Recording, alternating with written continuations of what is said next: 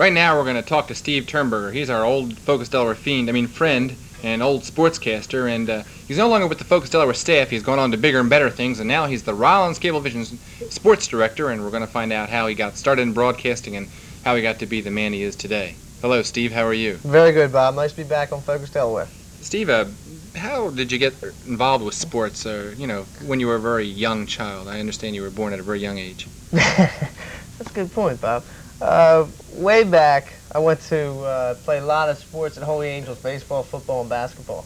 And it was the kind of thing where my family background, everybody played sports, and I was never really into it when I was real young. But then when I got up 6th, 7th grade, 5th grade, I started playing football, and then went through Holy Angels, and I just got pushed through it. And finally, you get to enjoy it after a while. And then went to Christiana for a year, Christiana High School, and then I transferred to Delcastle.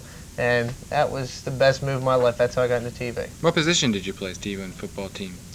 In grade school, I was a halfback. In high school, I got transferred to quarterback. Now, you're a small guy. Did you get pushed around a lot? Yes, very much. I still have several bruises Battle to scars. show from the past. Well, at Delcastle, we ran a veer option, which is a triple option attack, which, that's good. It's triple option. And it's great for a small quarterback because he gets banged around a lot, but we had a great time. Okay, now from there you went into broadcasting. How did that all come about? I went to Delcastle and I took communications at Delcastle, and the program at Delcastle was in infancy. It was something that they transformed out of a classroom, basically. And one of the most fortunate moves happened when they transferred our shop from Delcastle. They moved us to Howard, and we went to Howard full-time my junior and senior year, and their colored studio down there is beautiful. It's one of the best in the country. Now, you've interviewed some big names, Steve. Who did you find to be some of the more interesting interviews? Tug McGraw. I got Tug at the 1980 WSBA Sports Banquet, Wilmington Sports Writers Broadcasters Association, at the Hotel DuPont.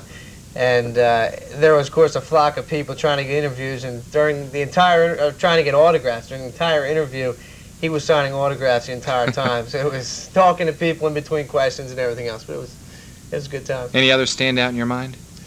Pete Rose. Pete Rose was somebody, I think I was 17 and a half when I got interviewed Pete Rose the first time, and that was a big thrill. Everybody wanting to interview some of the bigger celebrities. But Joe DiMaggio was a good one. Dick Vermeil, of course, from the Eagles. Tommy Lasorda was very good. It was after LA had lost 2 world championships to the Yankees in 77, 78 back-to-back, and the way he gets around a question is he does it better than anybody in the country.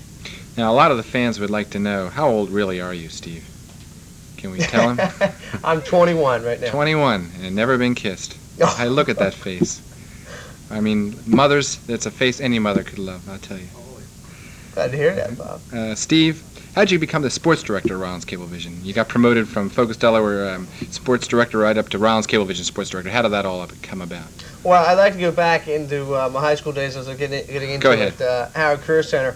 We had a program called Fine Times, I-Time, that was produced by Rick Brooks originally. He does the I magazine right now, which is one of the largest student magazines in the country. And the first year we did I-Time, we won an award for the best television program done by high school students in the country. That aired on Rollins Cable Channel 2, beginning in, I guess it was 1979 when I was a junior at Delcastle and Howard. Frank Vanderslice was the TV instructor over there. Frank Baker was there, who does some work with Rollins now, and also Ben Selsker. We had that program on Rollins, and I was the sports director there for 2 years. And then when I graduated from Delcastle and Howard Career Center, I came to Rollins Cablevision here at Channel 2 as basically a studio assistant. We had no real sports programming at all. And finally we talked Pat Rollins and company into really getting into the local sports scene, videotaping some of the ball games around. That's how I got involved with Focus Delaware. As a matter of fact, I started on Focus Delaware as a videotape operator. Well, it's gone a long way, hasn't it? Well, Steve, right now you've got the access to the new minivan that Rollins Cablevision has purchased, which has given a new dimension, I know, to sportscasting. And why don't you tell us about that? That's been a big boost. We just got that, I guess, about 3 weeks ago.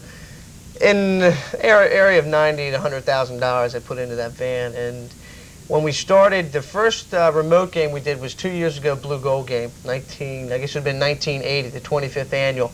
And then we did the 1981 game this year, which Focus Delaware had a lot of input into that. 1981 Blue Gold game. And then finally we swung into high school football. We did 12 weeks of high school football right here on Channel 2. And at that time, there wasn't any remote van. It was a van that was made up 3 hours before ball games, which was a big hassle. But Rollins, fortunately, we put through all the headaches, got through an entire season of high school football this year, all the University of Delaware men's basketball home games, and a complete season of high school basketball, girls basketball, wrestling, baseball. Now we're into softball, and we just got this van. It's a beautiful setup, 2-camera color operation, and you're going to see a lot of changes on not just the sports programming, but Rollins Cable in general. Well, Steve, we're going to see a sample now of the stellar Steve Turnberger in operation. Why don't you set up what we're about to see? All right, what this is, we did this on Monday afternoon at the Terrace Athletic Club. And let's just roll the audio here, and I'll tell you about it. Capinas will cruise into third. Bottom of the 6th, quick 10. Looking very, very good here. With a single and a double. Single got by Capinas and a double by Baker. Carl Wolfert, pitcher, wearing number 20. Had a single, and he struck out his first at bat. Can help his cause out very, very well here.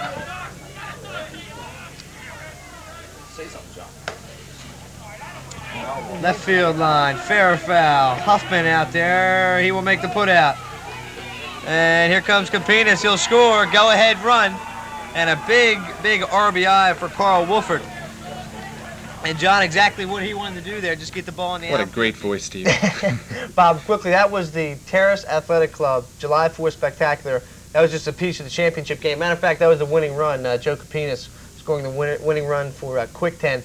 They are two of the best softball teams in the country, and you can see that game in its entirety tomorrow night at 7:30 right here on Channel 2, tomorrow and Saturday night. Steve, what do you think about the caliber of the sports in Delaware? It's good, very good to a degree. A lot of people think that, first of all, when you say sports, there's so many different high school sports.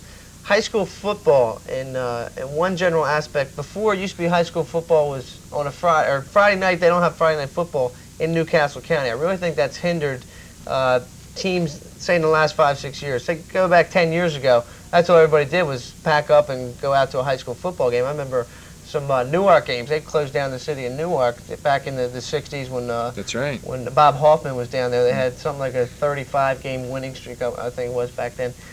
Right now, it's getting up to a degree. Right now, there are so many high school football players come out of Delaware that play big-time high school football. Name a few. Frank Cephas right now out at UCLA. Chuck Hunter came out of St. Mark's.